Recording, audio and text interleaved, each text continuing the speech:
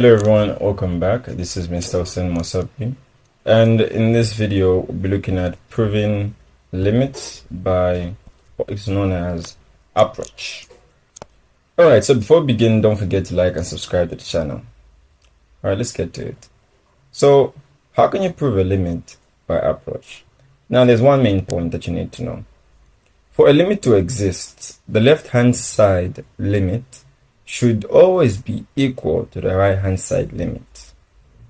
The left-hand limit should be equal to the right-hand limit. As simple as that. Now, let's say that we suppose that the limit as x approaches c of a function f of x is given, and you've been asked to prove that this limit exists. Now, the limit of f of x as x approaches c will only exist if the limit of the function f of x as x approaches c from the left-hand side is equal to the limit of f of x as x approaches c from the right-hand side.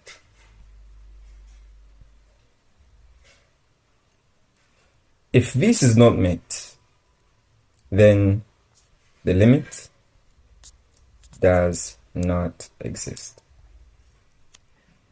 So the limit of this function will only exist if the left-hand limit is equal to the right-hand limit.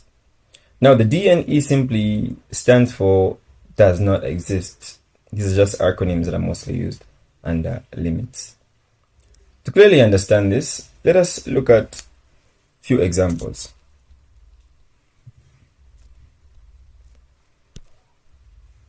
Say we've been told to prove if the limit exists. So you have lim as x approaches 0 of x over the absolute value of x. We know what absolute value implies. So what will happen is this. We're going to approach the function x over absolute of x, which is the f of x, from the left of 0 and the right of 0. So let's start that. So we can just do up a solution and say solution, and then try to approach our given limit. Let's start with the right hand side. So say that the limit as x approaches 0 from the positive hand side, which is the right hand side, of x over the absolute value of what? X. Now, you need to pick a number that is just after 0, because the right hand side is after 0. So now, what value is just after 0? Yes, it's going to be what? 0.1. So let's say at x is equal to what? 0.1. What are you going to have? So if I plug in 0.1 in my function, I'm going to be having 0.1 over 0.1. And this will give me 0.1 over what? 0.1. In the end, I'll get what? 1. Then I'll try to prove my limit on the left-hand side. So I'll say lim as x approaches 0 from the left-hand side of the function x over the absolute value of what? X. So in this case, I'll pick a number just before 0, because it's from the left, so I'll pick a number that is just before 0. Now, a number that's just before 0, I can get negative 0.1. So I'll say at x being equal to negative 0.1, what do I have? So I'm going to have negative 0.1 over negative, sorry, let me write like this, negative 0.1. Now, we all know and understand that for absolute values, your answer will always come out to be what? Positive, even if it's negative. So this will be positive 0.1. Therefore, in the end, you get negative 1. Now, if you look here, the limit of the function x over the absolute value of x on the right is not really equivalent to what you have on the right left.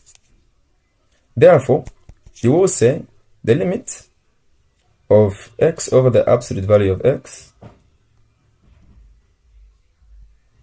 that is as x is approaching 0 from the positive hand side, is not really equal to the limit of x approaching 0 from the the negative hand side of x over the absolute value of what? X. Now, hence, we'll say that the limit in this case does not exist. As simple as that. All right, let's look at the last example that we can use to visualize this proving technique. Okay, so suppose you have, let's say, lim as x approaches 1 of a function 1 over x minus what? 1. So you can always pause this video and attempt to do this work on your own. All right, so remember, for the limit to exist, the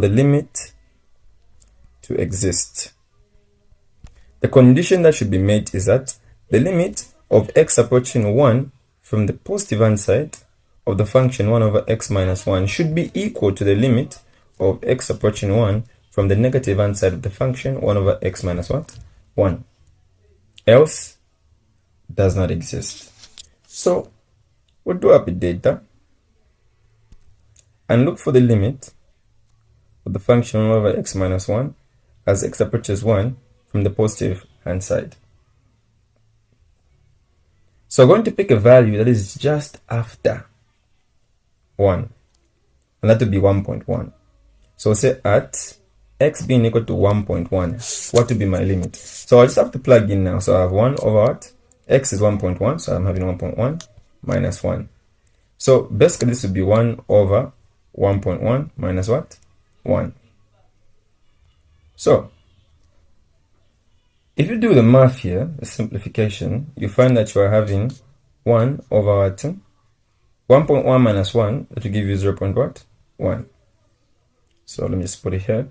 So what will happen is that you have 1 over, since you have 1 over 0.1, you can change this into something that would make more sense. So I can multiply top and bottom by what? 10. So that I can have a whole number. So I'll have 10 over what? 10 times 0.1, just give me 1.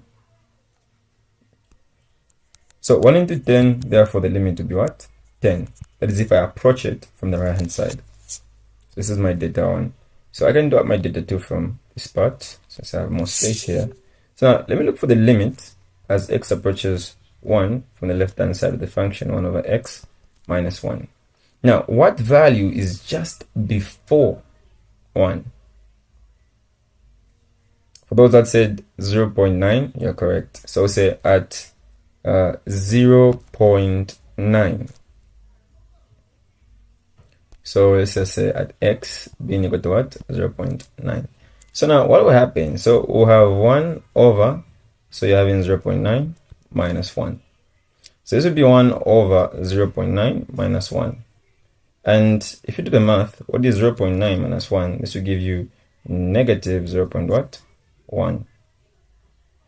Now, you need to fix this. So you can just, multiply the top and bottom by what? 10. So on top you get a 10, bottom you get a negative 1. Therefore, you end up getting negative what? 10. Now, if you look here, the limit of the function 1 over x minus 1 on the right is not the same as the left. So you can conclude to say, okay, the limit of x approaches 1 from the positive hand side, the function 1 over x minus 1, is not equal to the limit as x approaches 1 from the negative hand side of the function 1 over x minus 1. This concludes that the limit does not exist. So it's not in all cases that the limit will always not exist. Sometimes the limit exists. In some future work problems, you'd find that the limit will be existing. But in our problems that we have here, we're finding that the limit does not exist. So now the whole concept is you to understand that whenever you're trying to prove that the limit exists by approach, check the limit on the left and that on the right. If they are the same, it means the limit exists. If they're not the same, it means it does not exist. The only problem that students find is picking the number that to use when substituting for the x value that is approaching the particular limit. So let's be mindful about that. Other people don't really even pick the number that is just before that c value. Some people just pick a random number that is before, couldn't even be just after, it could just be before that value. Anyway, I hope you understand. If you have queries, you can reach me on WhatsApp on the number attached to the screen or the number in my description. My name is Mr. Hussein Osapi. Don't forget to like and subscribe to the channel. And remember to strategize before it becomes a statistic, unless you want to push for that A+.